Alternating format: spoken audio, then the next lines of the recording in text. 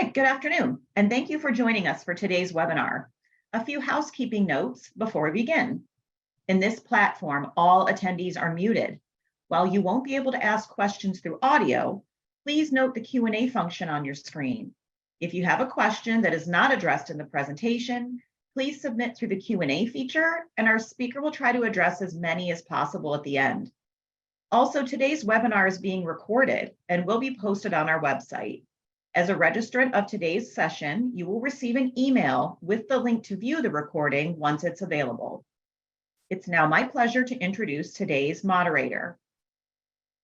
Dr. Ian Neeland is a cardiologist with special expertise in overlapping conditions of obesity, diabetes, and cardiovascular disease. Dr. Neeland serves as director of the Center for Cardiovascular Prevention, and he is co-director of the Center for Novel and Integrative Approaches to Vascular Metabolic Disease at University Hospitals Harrington Heart and Vascular Institute.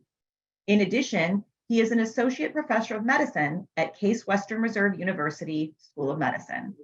I'll now turn it over to Dr. Neeland to introduce today's special guest speaker. Dr. Neeland? Thank you very much. It is my sincere pleasure to introduce our speaker today, Dr. Carl Chip Levy Jr. from the John Ochsner Heart and Vascular Institute in New Orleans, Louisiana. A little bit about Dr. Levy. He did his undergraduate training at Louisiana State University, as well as medical school at LSU. He did residency at the Ochsner Foundation Hospital and Clinic, and then fellowship at the Mayo Clinic Cardiovascular Training Program. He is currently professor of medicine at the Ochsner Clinical School, the University of Queensland School of Medicine, and professor of medicine at the Department of Preventive Medicine at the Pennington Biomedical Research Center.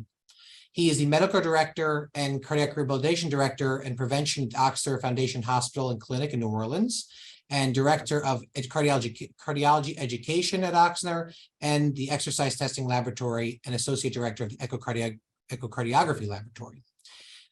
Dr. Levy is a prolific author. He is the editor-in-chief of the journal Progress in Cardiovascular Diseases, which currently has an impact factor of 11.28 and ranks out of 14th out of 160 cardiovascular journals globally.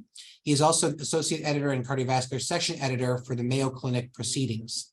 Now, if you PubMed Dr. Levy's name, which I did today, it comes out with 1,059 papers results, plus book chapters. So Dr. Levy is an expert in many areas, including exercise, the obesity paradox, and is really an exciting and dynamic person to an expert in what we're going to talk about today. So without further ado, I want to introduce Dr. Levy, who is going to be speaking about exercise as medicine, emphasis on efficacy, dosing, safety, and toxicity. Dr. Levy, the floor is yours. Okay. I'm trying to advance the slide. Oh, to finally advance. Okay, so it's a pleasure. This is one of my favorite topics, exercise as medicine. Emphasis on efficacy, dosing, safety, and toxicity status 2022.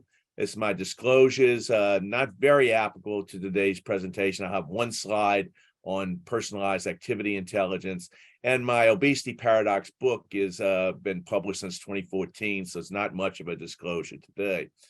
I was very pleased when in 2018, when the editor-in-chief of JACC, Valentin Fuster, asked me to be the lead senior author of the Promoting Physical Activity and Exercise part of his JACC Health Promotion Series. The first author is just recently expired, Dr. Jerry Fletcher, a very big name in the exercise field, and this paper did quite well. And as Ian said, I became editor-in-chief of Progress in Cardiovascular Disease back in 2014, and I've had a couple of physical activity and exercise issues which have been very successful. This one a few years ago was with a good friend, Ulrich Wisloff, who runs one of the biggest exercise centers in the world in Trondheim, Norway. This is a famous study that was published in Lancet by Wen, 450,000 from Taiwan back in 2011, that shows that, and I'm going to get to this study at the end too, but basically it showed in this large group followed for 7 years that the lines started to diverge after about age 60, separating mortality in those with high physical activity, medium physical activity, and low levels of physical activity. Again, I'll get back to this particular study with dosing of exercise toward the end. One of my friends, Peter Kokonos, with the VA data bank years ago in circulation, showed that higher fitness, cardiorespiratory fitness, usually measured by speed and time and incline on the treadmill, that with higher fitness, you had much lower mortality. Back then in 2008, they basically said that when you reached about 10 METs, you had maximized out your benefit. Actually, we know now if you go to 12, 15, 18 METs, you continue to get additional benefits, although as you can see, the slope of the line is much less as you move up the exercise capacity curve. This is a pretty famous study on fitness by Kodama and colleagues that's been cited, thousands of times, published in JAMA in 2009, of 33 studies over 100,000 people, that basically showed that about every 1 MET, metabolic equivalent change, mortality and cardiovascular disease and coronary heart disease events were affected by about 13 and 15% respectively. My friend Jari Lukanen from Finland recently in a Mayo Clinic Proceeding article updated this meta-analysis and showed that in this meta-analysis that 1 MET was associated with about 11% change in mortality, and those in the highest tertile of fitness had a 45% lower mortality than those in the lowest tertile. And I was privileged to write the editorial for this important paper in the Mayo Clinic Proceedings, and really made a call in this editorial that fitness should be part of our routine clinical practice.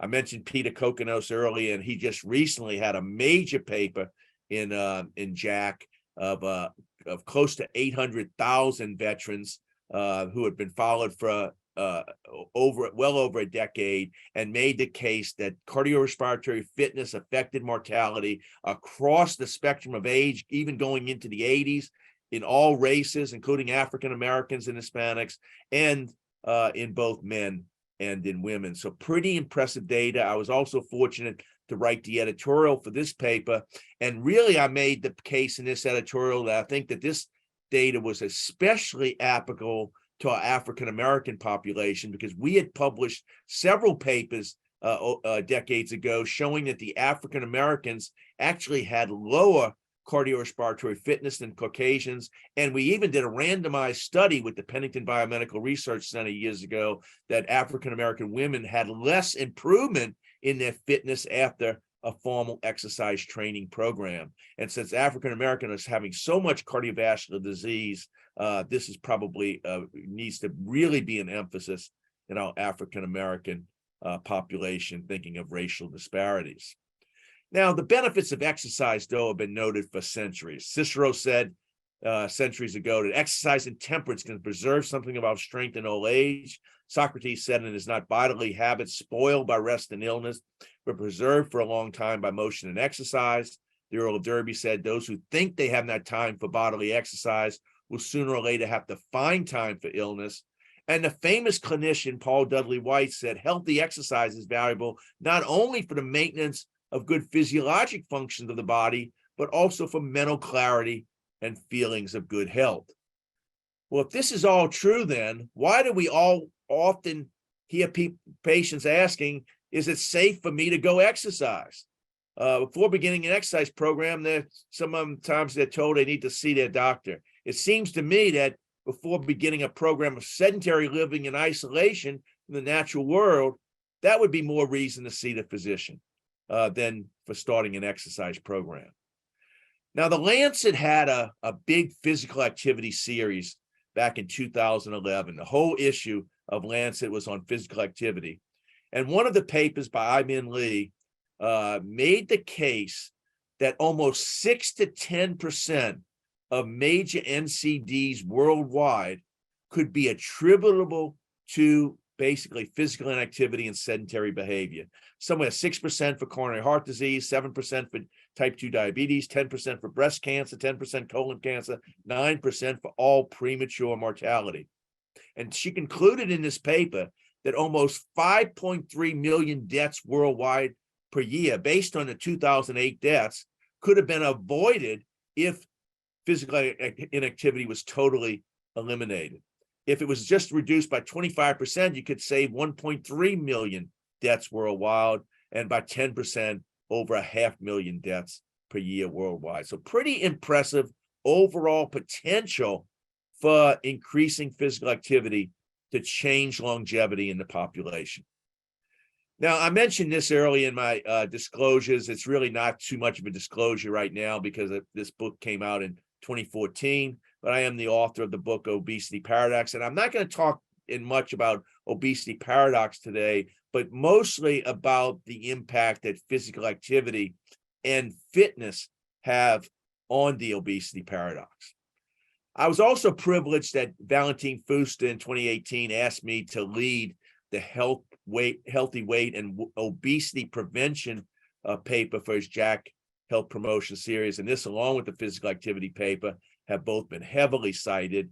And so I think many people know that obesity is in epidemic proportions and it's dramatically increasing in most of the Western world, and certainly in the United States. The argument is often, what is the fundamental cause of obesity? And I really believe that many people blame it on the sugary beverages, the Coca-Cola, Pepsi-Cola, Dr. Pepper. They blame it on the fast food, McDonald's and Burger King and Taco Bell. And this is certainly all involved. But my colleagues and I have really felt that the fundamental cause has been the very marked decline in physical activity that has occurred over many decades. And we assessed this in a paper that got a lot of publicity back in 2013, 5-decade trends in women's use of household management energy expenditure. This is basically a fancy name to basically say quantifying housework in women. And this paper got a lot of publicity. It wasn't all good publicity. Just for example, there was a picture of me in a major newspaper, and right next to it, the caption said, "Women are getting fat because they're not doing enough housework." You can imagine how well that went over on the home front. My daughter came home, she was a medical student at the time, now up in Toronto doing craniofacial plastic surgery. But she was a medical student at the time, and she came home and told me that my sister, who was a social worker at LSU, was very upset about this paper. It was on Fox News 3 times, 3 different shows in one night. I don't know if in Cleveland y'all watch Fox News much, but it's on every night in New Orleans. It was on one of Jay Leno's last monologues. But basically, we showed in this paper, as you would predict with industrialization, over 5 decades, there was massive decline in household management energy expenditure on the average of about 1,800 calories burned less per week today than it was 15 years ago from basically housework in women. Now, that would mean if you take the simple formula that about 100 calories are burned for every mile traveled by foot, this is a pretty crude estimation, but this is what's pretty much used. That would mean that the typical woman today would have to walk or jog about 18 more miles to make up for the calories not being burned by housework. Now, in one of my interviews, I was asked, did we quantify housework in men? And I said, are you kidding me? Men don't do housework. And of course, they do housework a lot now, but they certainly didn't do much housework back 5 decades ago. But we did quantitate occupational physical activity in both men and women in another paper, and showed very dramatic declines over time in both men and women, as you'd expect. And when we plugged this in to the prevalence of obesity, it almost totally tracked with the increased prevalence that was occurring in obesity in our society during the time. In another paper, we had quantitated household energy expenditure in young mothers, and showed, as you'd expect, sedentary time dramatically increasing, activity time decreasing. This is in mothers with children over the age of 5, and there was even more dramatic changes in those with children under the age of 5 years. On the average, falling between 1,200 and 1,500 calories per week, less being burned now than 5 decades earlier. So not only does this play a role in the increase in obesity in women, but it also impacts their fitness, because the major thing that impacts fitness, there is a genetic component, but the major thing is physical activity and exercise. And not to mention, there's a lot of evidence that the hand who rocks the cradle rules the health of the next generation. So it even can affect the offspring. So it can have a pretty profound effect on society.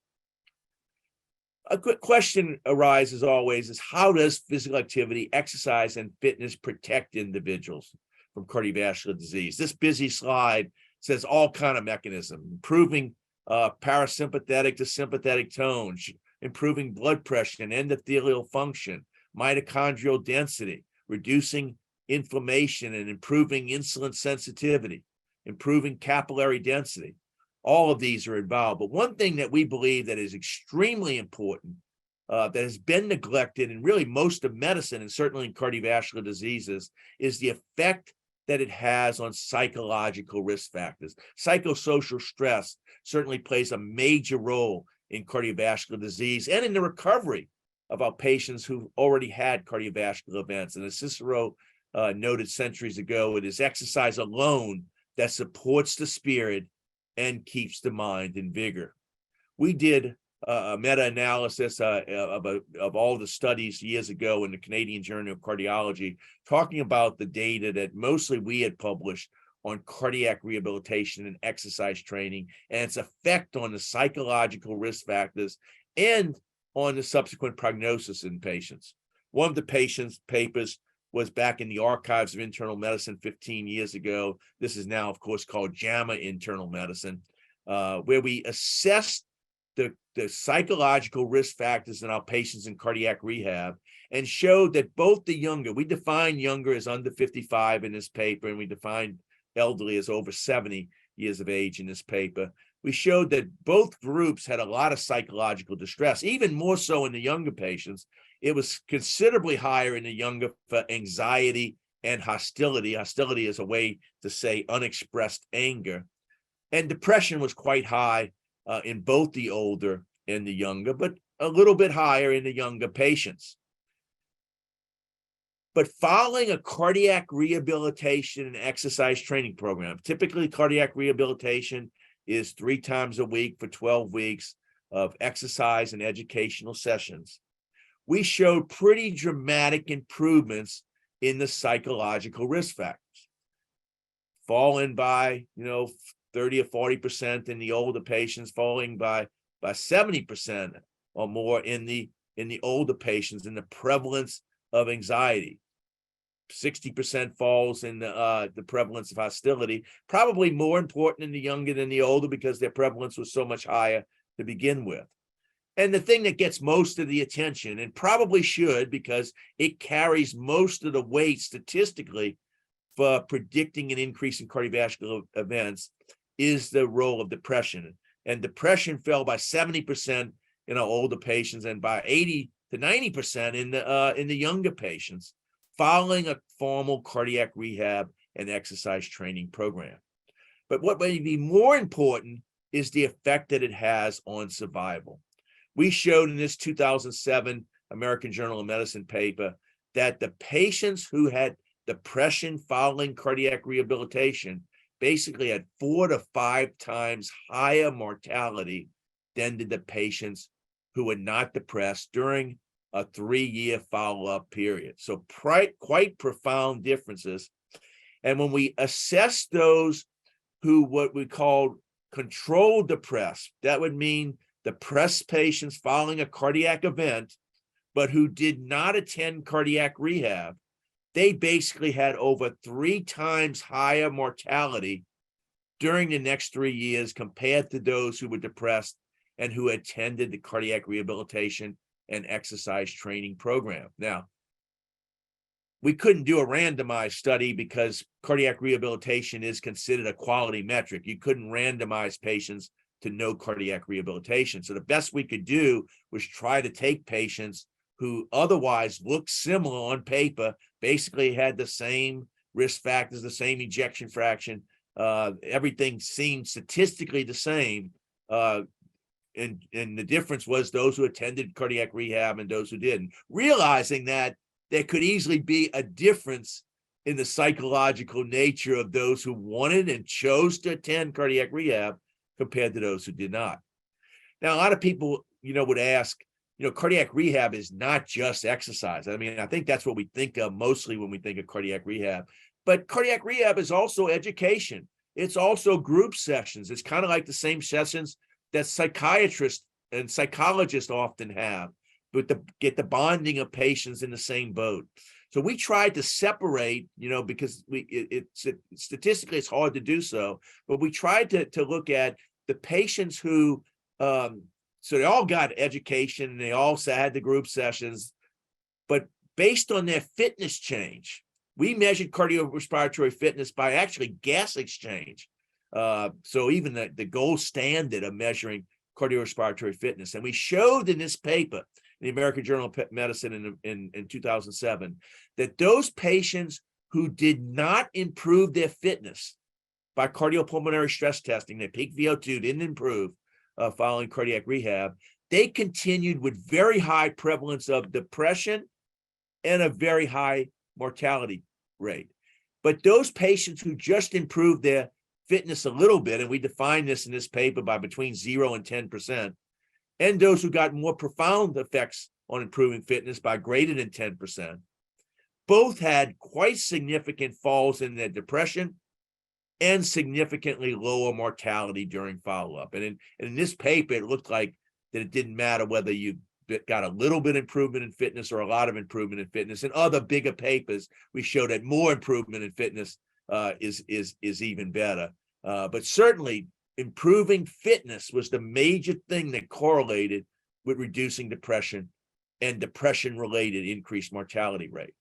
Now, in a much bigger paper of 1,171 coronary patients followed on average for 6.5 years, we actually found, surprisingly, that 23% of our patients didn't improve their fitness. We really got to do a better job than that. We probably need more high-intensity interval training to get these patients to improve fitness. And when we were doing this paper, we saw that Phil Ades and Patrick Savage from the University of Vermont had almost the exact same numbers a decade earlier, that 23% didn't improve their fitness by peak VO2. Now, their paper didn't have the mortality data and the long-term follow-up, but we had almost exactly the same. 23% didn't improve their peak VO2. And we showed in this paper that those who got the most improvement in their fitness had the greatest, highest survival during follow-up. Those who did not improve their fitness had a very high mortality during follow-up. And if those got a in-between effect, a modest improvement in their fitness, had an intermediate survival during the next 6.5 years. Now, this is all measuring fitness by cardiopulmonary stress testing and peak VO2. Most of the world assesses fitness, again, by the estimated METs, by their speed and their time and their incline on the treadmill.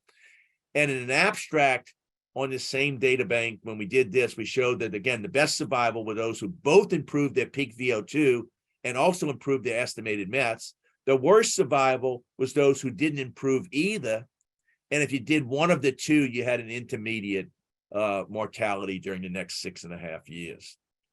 And in a subsequent paper that we just published in the European Heart Journal of 853 patients followed for 6.7 years, we showed that the strongest predictor of survival in these cardiac patients who had just had a cardiac event was their end cardiac rehab peak VO2. So the level of fitness following the exercise training program was the strongest thing that correlated with the survival during the next basically 7 years of follow-up. Now, it's not just about fitness that we are concerned about, but what we really are concerned about is the low fitness. We would like to get everyone out of the lowest quintile of fitness and bring them up to the highest quintile of fitness. That would be the optimal results. But the most bang for the buck is just getting this person with very low fitness into either the next lowest or the middle levels of fitness. And you can continually lower mortality as you get fitter and fitter. But the biggest reduction is getting the very unfit patient into at least a moderate level of fitness. And generally you can do this with about 150 minutes per week of regular physical activity, or 75 minutes per week of more vigorous physical activity. Now, I mentioned that my disclosure earlier was being a consultant for personalized activity intelligence. I'm no longer a consultant for this company. We publish papers. My group, Ulrich Wisloff, founded this PAI back in a number of years ago, and first showed how it was associated with mortality and cardiovascular mortality in the Trondheim, Norway population from the Hunt study. Later, we applied this to an aerobic center longitudinal study in the United States. And just recently, last year, we published the results in 450,000 people from China, that basically showing that with higher levels of this special personalized activity intelligence indicator, which is the way you raise this is by having some of your physical activity at higher intensity that allows you to increase your heart rate. Basically, we showed across the world that higher and higher physical activity scores are being associated with lower cardiovascular and all-cause mortality, both in patients with and without cardiovascular disease that we've published in different studies. Now, I've also teamed up with the Copenhagen Heart Study, and years ago we had this paper in the Mayo Clinic proceedings of 8,600 patients followed for 25 years. And basically we showed in this paper that all types of leisure time physical activity were associated with better survival. But interestingly, it was not all equal. Going to the health club, jogging, swimming, cycling did not seem to be as associated with as profound of benefits as was some of the physical activity that had social interaction. And it might be that playing sports like soccer, badminton, tennis doesn't just require aerobic fitness, but it requires some dexterity, some other skills that might also be associated, muscular strength, with better survival. Now, I mentioned the obesity paradox earlier, and I've actually published the most in the world in the obesity paradox, which basically makes the case that in our patients with established cardiovascular disease, we've shown in many individual studies and meta-analyses that the overweight and obese paradoxically are having a better prognosis, although they seem to be worse on paper. Well, this is a paper that was published in my Progress in Cardiovascular Disease in my very first issue in 2014 by Bon Berry. He evaluated 10 studies that were prospective and objectively measured cardiorespiratory fitness on the treadmill and body mass index, and jointly assessed their impact on all-cause mortality. And he said that compared with the normal weight fit, and typically they define fit in these 10 studies by either those not falling in the bottom quintile, a couple was the bottom quartile, and one was, I think, the bottom tertile. But the fit was, again, not super fit, but not falling in this bottom level, that compared with the normal weight fit, the unfit, meaning those who fell in the bottom level, basically had twice the all-cause mortality, regardless of their BMI. Whereas the overweight fit and the obese fit basically had similar survival as did the normal weight fit. And he concluded from this paper that fitness appeared to be more important than adiposity. He actually said fitness is more important than fatness, but I think we try not to use that terminology anymore. So fitness was more important than adiposity for long-term survival in this large meta-analysis. We more recently in the last decade applied this to cardiovascular disease patients. In this 2012 paper in the Mayo Clinic proceedings, we basically assessed 10,000 patients with coronary heart disease who were followed on average for 13.4 years. And we assessed their fitness on the treadmill, and we defined being fit as not falling in the bottom tertile based on age and gender, And we assessed their body composition by BMI, by waist circumference, so central obesity, as well as percent body fat. And we showed in this paper that those who were relatively fit, again, this is not super fitness, just not falling in the bottom tertile, but if you were relatively fit, you had a very good survival. And it really didn't matter what your BMI, what your waist circumference, or what your body fat was. Whereas if you were unfit, meaning falling in the bottom tertile, you had a much higher mortality. And in this unfit group, those who were a little bit heavier for BMI, for body, for BMI, waist circumference, and percent body fat, actually had a better survival than did the leaner, unfit patients. And this is for all-cause mortality, and we basically showed the same thing for cardiovascular disease mortality. Now, several years ago, Ross Arena, he's now at the University of Illinois, Chicago, he allowed me to use his cardiopulmonary stress testing data bank of 2,066 patients with systolic heart failure, ejection fractions under 40%, and assess this obesity paradox in this population as well. Now, I should point out that because this is a cardiopulmonary stress testing data bank, this is mostly a mild obesity cohort. We only had a few patients that had BMIs over 35, so only a few class 2 obese. And we had none in this study that were class 3 obesity, meaning BMIs over 40. And these were followed for 3 years. But we showed in this paper, and we used the cardiopulmonary data, and we defined fit based on the criteria that's been out there for 3 decades as a peak VO2 of 14 cc's of oxygen per kilogram per minute. Now, that's not a super level of fitness, but that's been used for many decades. To even 3 decades ago, it used to be used to determine the need for heart transplantation. Not too many people are getting heart transplants based on their cardiopulmonary stress test anymore because there's so many other therapies. But basically, we showed in this paper that if you had a relatively preserved fitness, meaning a peak VO2 over 14 cc's of oxygen per kilogram per minute, you had a relatively good survival regardless of your BMI. We had actually already eliminated or discarded the underweight patients, because the underweight patients almost always have a higher mortality. But if you had a low fitness, peak VO2 under 14, you had a much higher mortality.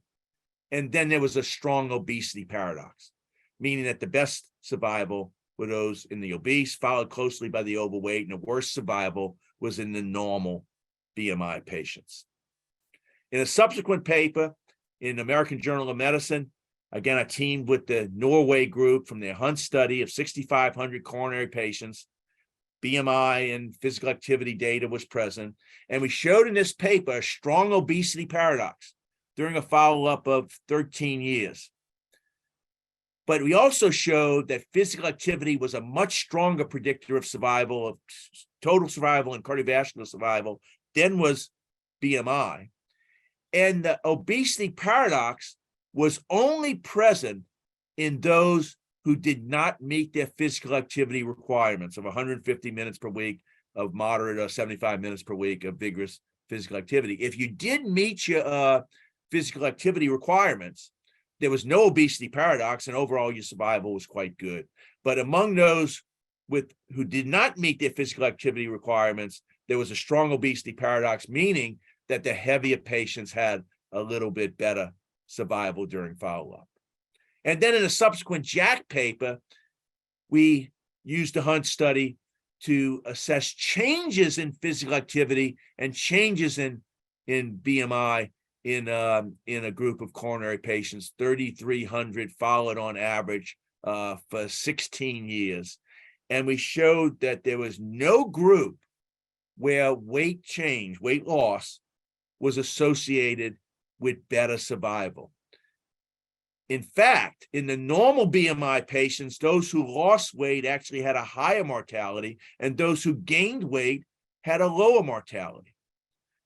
But those who the overall data showed that those who maintained or increased their physical activity had the best survival, and physical activity and its changes were much more associated with total mortality and cardiovascular disease mortality than with changes in BMI. So with all of these studies that I just showed, I think make the case that either physical activity or cardiorespiratory fitness markedly alters the relationship between adiposity and subsequent survival in our patients with cardiovascular disease. And again, this is specifically coronary heart disease and heart failure. Now, I started the presentation with this data from Wen in Lancet in 2011. And I think one of the things when this paper came out in the Lancet in 2011, one of the biggest points that got headlines in the newspaper was that all you had to do was 15 minutes of exercise to get mortality benefits. And people loved hearing that. But it also showed stuff about dosing. And it showed that if you did moderate physical activity, the more and more you did, the better was your survival. And the lines don't start leveling off to maybe over an hour, maybe as much as 90 minutes. But with more vigorous physical activity, and they define vigorous as only 7 to 8 minutes. So this is not super vigorous activity, but at this vigorous activity, you start leveling off the curve after 30 to 40 minutes, suggesting that more and more was not associated with additional benefits.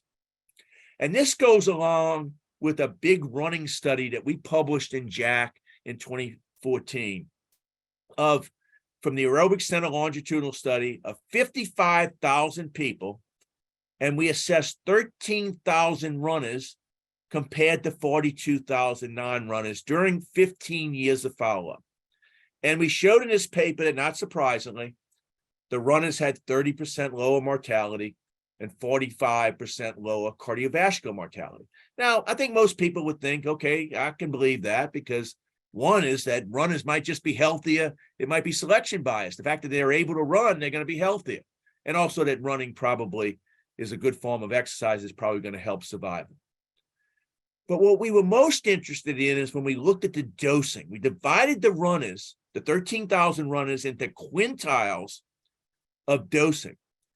And when we did so, we found that those in the lowest quintile, those who ran less than 6 miles per week, those running only 1 to 2 times per week, those running under 52 minutes per week, basically had the same survival and cardiovascular survival as those in the higher quintiles of running dose, and a trend toward better survival, not statistically significant, but a trend toward better survival than those in the highest quintile. And in subsequent analysis in the Mayo Clinic proceedings and a letter to the editor, we took that highest quintile and divided them into tertiles, and basically showed in this paper that those who were in the highest group of runners, the highest 8% of runners, and granted, we lose some statistical power as you get up to the confidence intervals start expanding as your cells get smaller. But in those highest quintile, the highest 8% of runners, those who are running over 270 minutes per week, those who are running well over 30 miles per week, those who are running 7 times per week, appeared to lose the benefit. Not compared to non-runners, but compared to those running at lower doses. And this certainly suggests that more is not better. And it even raises the possibility that more could be worse. We didn't want to make too much over that because of the statistical power, but certainly suggests that more and more is not continuing to produce additional cardiovascular and mortality benefits. And in fact, there are others that have assessed this as well. Paul Williams and Paul Thompson in this paper in the Mayo Clinic proceedings of 2,400 post-MI survivors, followed for an average of 10 years. And he showed that those who did more and more exercise had lower cardiovascular and all-cause mortality up to a point, up to about 7.2 met hours per day of exercise. And this is basically equivalent to about 30 miles of running per week and about 45 miles of walking per week. At that point, they appeared to lose the benefit. Again, not worse than non-exercises, but worse than those doing smaller amounts of exercise. Again, making the point that more and more does not appear to be better. And again, raising the possibility that more could actually be worse. We wrote the editorial for this paper with Barry Franklin and James O'Keefe, making the point that that this difference between if you're doing heavy exercise for longevity versus for sports. If you certainly have to do heavier exercise if you're going to try to win races, but if you're doing it for health, certainly there may be a dose response of and some loss of benefit at the very high levels. And we published this paper years ago with James O'Keefe, raising the possibility that very high exercise could have harms. This got us a lot of bad publicity among the marathon runners and the triathlonists. I remember I was speaking in Hawaii at the Ironman course that Robert Salas puts on, and a lot of the triathlonists were not very happy with me at this time. But we showed in this paper that those, after you measure the heart function with a marathon, for example, almost a third of people get some reduction in heart function, particularly of the septum in the right ventricle.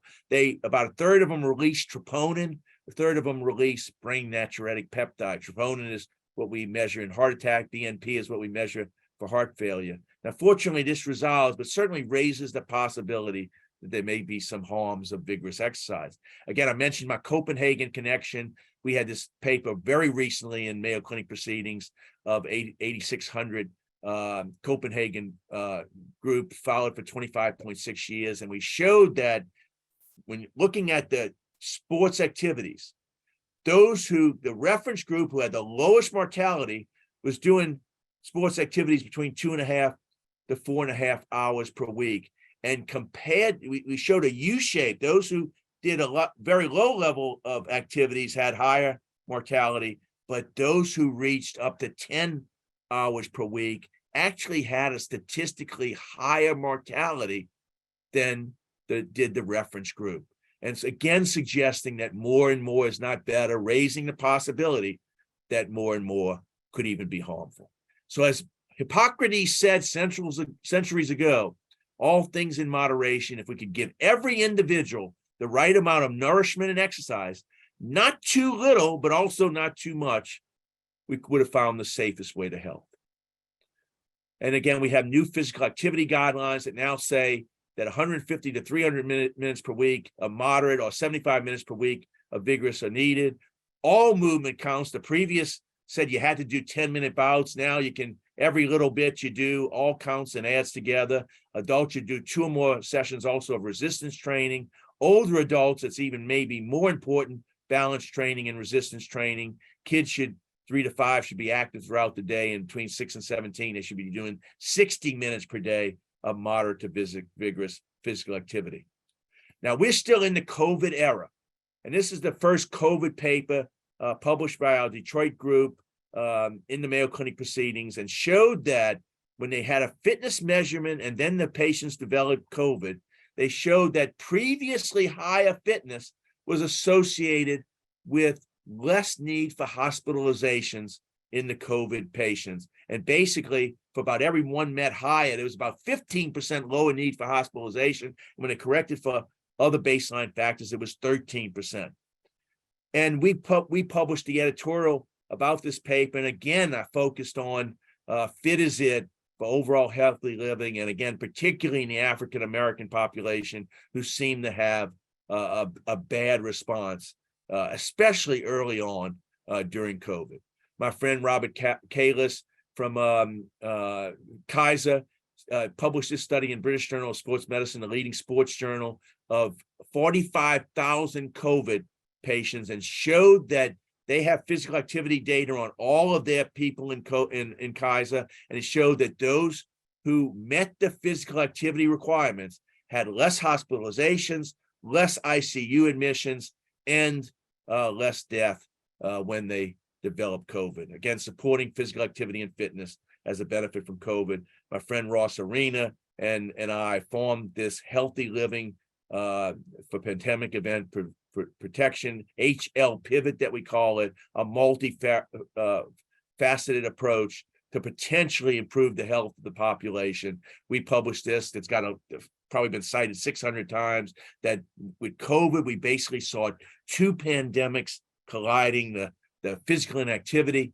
and the COVID colliding, and this has led to even further physical inactivity. This affects immunity. It's been especially hard on our older population who really reduced their physical activity during COVID and certainly increased their weight during COVID. I think it affected everyone. It affected the school children tremendously, but I think the older and the individuals may have been even affected the worst by COVID.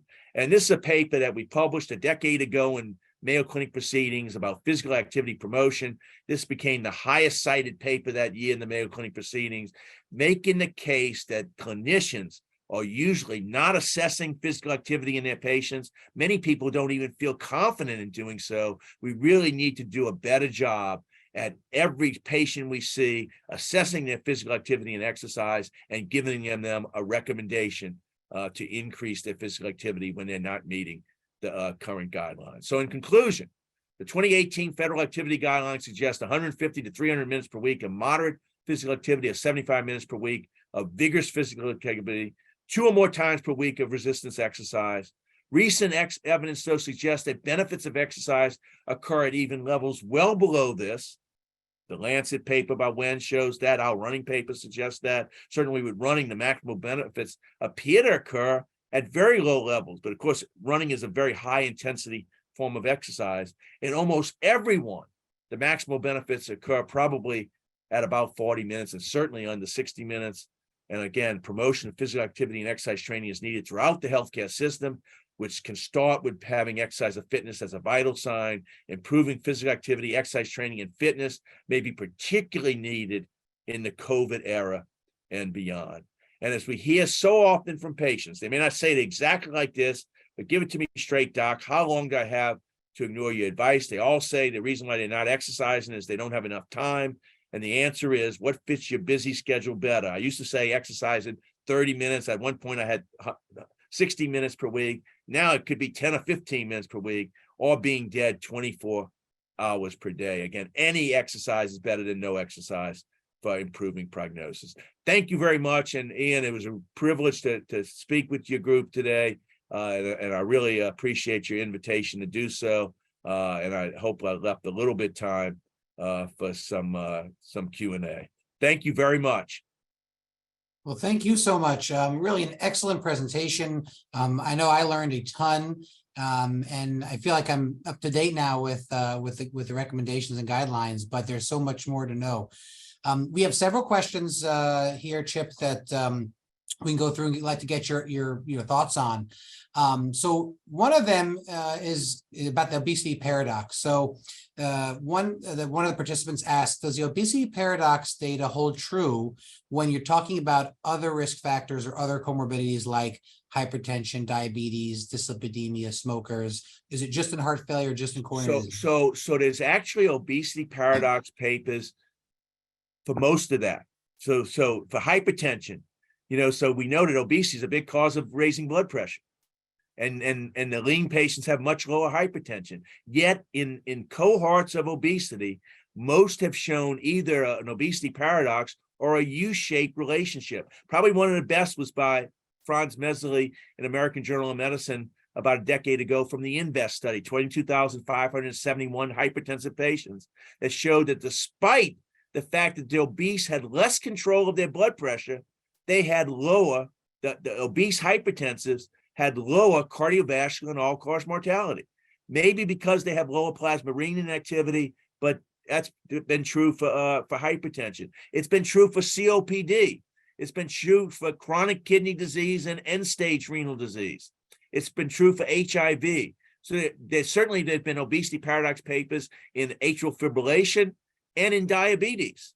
So I think it is true that, and I think what's confusing is that we're not saying that it's good to be obese, because if you prevented weight gain during adulthood, you may have prevented the hypertension to begin with. You may have prevented the cardiometabolic abnormalities that you talk about all the time If you would have prevented the visceral obesity with the 50 pounds of weight gain that occurred after high school, you would have prevented the hypertriglyceridemia, the high sugar, the low HDL, the high inflammation. And they may not have developed coronary disease to begin with. Certainly, we know it's a big cause of heart failure with preserved ejection fraction. It's a very major cause of atrial fibrillation. So maybe many of these patients, if they would have remained lean throughout their lifespan, may have prevented all of these things, particularly diabetes, to begin with. But once you have these diseases, it's paradoxical that the lean seem to be doing worse. Now, this may be due to the fact that the lean are getting the disease for a different reason. The obese are getting it because of the weight gain. The lean are getting it probably for a genetic predisposition or another reason. But still on paper, very often the lean look healthier. They have higher HDLs, lower triglycerides, lower inflammation, lower blood pressures, lower blood sugars, but yet they do worse. Yeah, it's a fascinating topic. I think there's going to be no shortage of research on this obesity paradox going forward. Now, you mentioned genetics there. How would genetics affect cardiorespiratory fitness or ability to exercise, or how much a person should exercise? Does that play a role at all? Yeah, so certainly, we can't do anything about our genetic nature, but I think it's, and so studies have suggested that somewhere between 15% to even as much as 50% of fitness may be genetically determined, meaning genetics involving the heart, involving the musculature, involving, cellular level stuff that happens to get oxygen delivery to the tissues. Certainly most of cardiorespiratory fitness has to do with physical activity and exercise training. But I think we know, if you just think about it, if two people go out and jog together every day 3 miles, when it comes time to do the race, one of them could beat the other one by a big amount. And why is that? That's because one of them's naturally fitter. And they're doing the same amount of exercise, yet one of them, is better. It's kind of like saying that, people could go out and train like crazy, and some people would have to train like crazy to get their marathon time to 3 hours. And then the person, winning the marathon is doing it in 2 hours.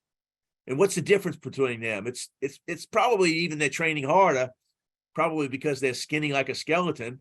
But also they probably have excellent genes. And some people are, some people can jump higher than others. Some people can run faster than others. And some of that is certainly genetically determined.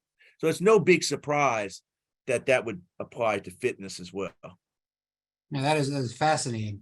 A couple questions here about kind of type or assessment of exercise. So for example, one question was, what tool do you recommend for exercise assessment? I guess when you see a patient in front of you in the office, do you do a treadmill test? Do you have them do some sort of ambulatory exercise and record what they can do? So the thing is there's a lot of ways to assess it. I do think that, if absolutely, you can tell that somebody's got very low fitness, is it worth doing a test to prove it? If somebody's got very high fitness, if they're doing good at 5K races, that you don't need to do a treadmill to know that they have a high level of fitness. But probably there's a lot of patients that we can't tell how fit they are. And it would be helpful to know that. And so the ways you could do that, a cheap way would be a 6-minute walk test. But a really good way for a one-time thing would be getting their estimated METs on a treadmill. The question is it worth the cost? And so that certainly is a legitimate issue, but it really does make a difference in how vigorous. We know that fitness is it may be the most important predictor of prognosis. And so people who have dyslipidemia, who have diabetes, who are smokers, who have hypertension, if they're fit, they often have a better survival than people who are unfit, who don't have that disease. So it probably would help us to have a better feel. Now, there are now non-exercise algorithms that people can plug in from the electronic medical record that can be pretty accurate at predicting one's fitness. And that's been published in many papers. Some of them do question about physical activity. They even have now non-exercise algorithms that don't even have a physical activity question. And then again, the correlation is not one, but you can get correlations of 0.65, 0.7. So pretty good predictors of fitness and subsequent prognosis. I tend to utilize treadmill tests pretty frequently for prognosis, even when you're not doing something diagnostically to, for a patient who's super sedentary and is going to start something. For any young clinicians in the room, or for the busy practitioners, very frequently you're doing a treadmill test to see is it ischemic or not? Is the test positive or negative? And the most important part of the test is not positive or negative. It's how far they went. What was their estimated METs? So a person who has a mildly positive stress test at 15 METs has a way better prognosis than those who has a negative stress test at 5 METs. And I think people often forget about that. Yeah, that's super important.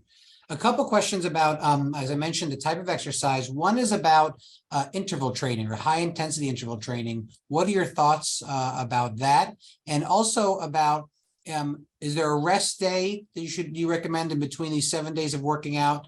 And how does that play into actually a heart rate? So Ian, first of all, I think almost all exercise experts really believe that high intensity interval training is better. We certainly have data to show that it improves fitness more.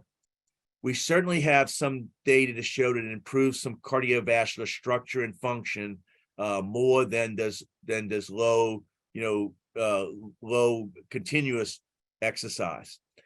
The problem is that there's very little long-term survival data. There's really none at all. We tried to even do a meta-analysis years ago of a high-intensity interval training in heart failure, and there just wasn't enough data to even do the meta-analysis, at least to look for things like the hard events like survival. We have indirect evidence that, with the thing that we've been measuring is that personalized activity intelligence, and it's beyond the scope of this lecture to go into that in detail, but to get a higher PAI score, you have to be doing some of your exercise at higher heart rates. And obviously that means to get the heart rate higher, at least for some of your exercise, that means you're doing some fast walking or fast running or a little bit high intensity interval training. I do think, though, that without the survival data, I do think if you try to get people, I think the most important thing is getting people who are sedentary to exercise and not tell them what kind of exercise they do. If you tell a person that you have to go run or you have to go do this hard, I think sometimes you'd be defeating the purpose. Now, if somebody is looking to take it the extra step, I think having at least a little bit of high intensity, having 10 or 15 minutes a couple of times a week where they do at a higher heart rate would certainly be helpful. And we know that, for example, people who are racing, they do that all the time. They have to do speed work, which is basically high intensity interval training to improve their speed, which is basically improving their fitness.